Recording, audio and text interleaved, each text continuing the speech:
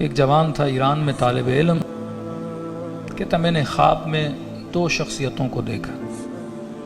ایک مولا کا ذاکر تھا مشہور، اور ایک مولانا تھے جو حوضے میں پڑھاتے تھے، مطلب ممبری نہیں تھے، مجلسی نہیں تھے۔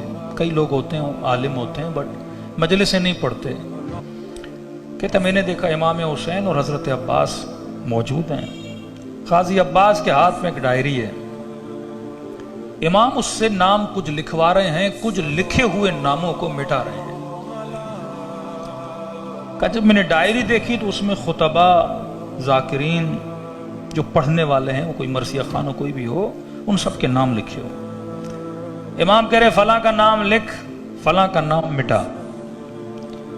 کہتا ان میں سے ایک نام کا امام نے اضافہ کیا، ایک نام کو امام نے کاٹ دیا، اور جس نام کو کاٹا وہ ایک مشہور ذاکر تھا، ذاکری کرتا تھا، اور ایک نام کو ڈالا، اور وہ نام اس مولوی صاحب کا تھا جو کبھی مجلس پڑھتے ہی نہیں تھے۔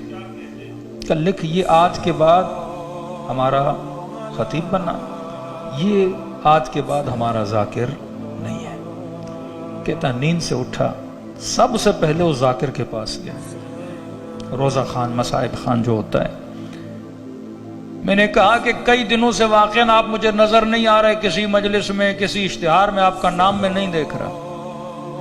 اس نے کہا دیکھو میں پہلے تو ذکر کرتا تھا لیکن تنگ دستیاں بہت آ گئیں، ظاہر ہے اتنا نذرانہ، کوئی مسائل اتنے آ گئے کہ گھر کے بہت مشکلات اور قرضی ہو گیا، لہٰذا میں نے مدتوں سے اس ذکر کو چھوڑ دیا ہے، اور فلاں صاحب کے پاس آج کے بعد نوکری کرتا ہوں، تنخواہ ماشاءاللہ اچھی ہے، اب گھر کا گزر سفر اچھا، کوئی بلا لیتا ہے تو چلا بھی جاتا ہوں، لیکن پہلے جس طرح اسی ذکر کے لیے زندگی کو وقف کیا ہوا تھا وہ میں نے چھوڑ دیا ہے۔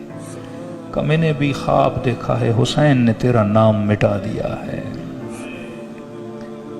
بہت رویا وہ۔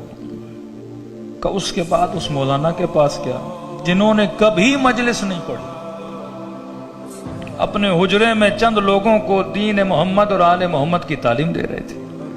میں نے کہا مولانا اتنے خطیب ادیب ہیں لیکن ان کا نام نہیں لکھوایا امام نے، آپ کو آج تک میں نے مجلس پڑھتے ہوئے نہیں سنا، کسی اشتہار میں آپ کا نام نہیں ہے، لیکن حسین کی ڈائری میں آپ کا نام ہے۔ کہ آپ نے کیا مجلسیں پڑھنا شروع کی ہیں؟ کہ نہیں میرے لال، نہ کوئی مجھے جانتا ہے، نہ یہ فن مجھے آتا ہے، اتنا مصروف ہوں درس و تدریس میں، لیکن میں نے روایتیں پڑھی تھیں کہ ذکر کا ثواب کتنا ہے، اور قیامت میں ذکر کرنے والوں کی لائن ہی الگ ہوگی، خاص ثواب ہے اس کا۔ تو میں نے کہا میں کوئی بڑے امام بارگاہ میں تو نہیں پڑھتا۔